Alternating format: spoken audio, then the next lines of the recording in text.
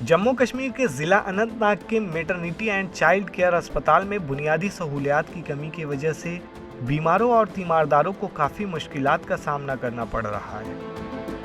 अनंतनाग में मौजूद जच्चा बच्चा अस्पताल जनूबी कश्मीर का वाहिद अस्पताल है।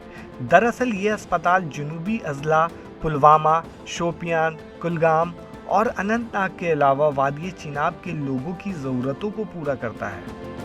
यही वजह है कि इस अस्पताल में रोज़ाना मरीजों और तीमारदारों का काफ़ी हुजूम रहता है। ताहम सितम ज़रीफ़ी ये है कि अस्पताल में बुनियादी सहूलियात की कमी देखी जा रही है।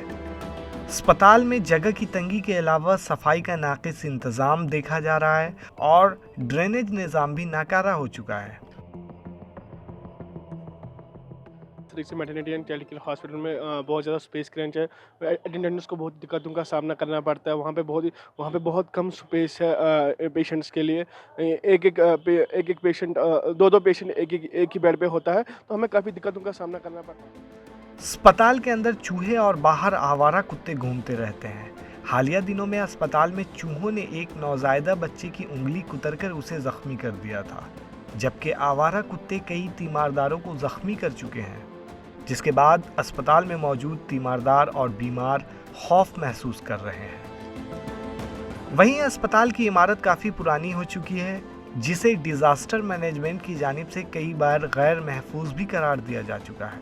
इसके बावजूद मज़कूरा अस्पताल में मामूल की सरगर्मियां जारी हैं, अगरचे हुकूमत की जानिब से MCCH अस्पताल को रहमत आलम अस्पताल में मुंतकिल करने की मंजूरी भी दी गई थी। रिसेंटली ज्वाइन किया है यहाँ पर, तो एक्चुअली यहाँ पर क्रंच जो है स्पेस का वो पहले से ही पिछले 5-6 साल से ये है कि यहाँ पर स्पेस पूरी नहीं है पेशेंटों के लिए। जो वो हायर अथॉरिटी को पूरी खबर है, तो उन्होंने रहमत आलम का हमें सबूत दिया था। तो इस पर हायर अथॉरिटी प्रिंसिपल सर भी इस पर काम कर रहे हैं, तो जो हायर अथॉरिटी बोलेगी तो हम उसी के हिसाब से यहाँ से शिफ्ट करेंगे।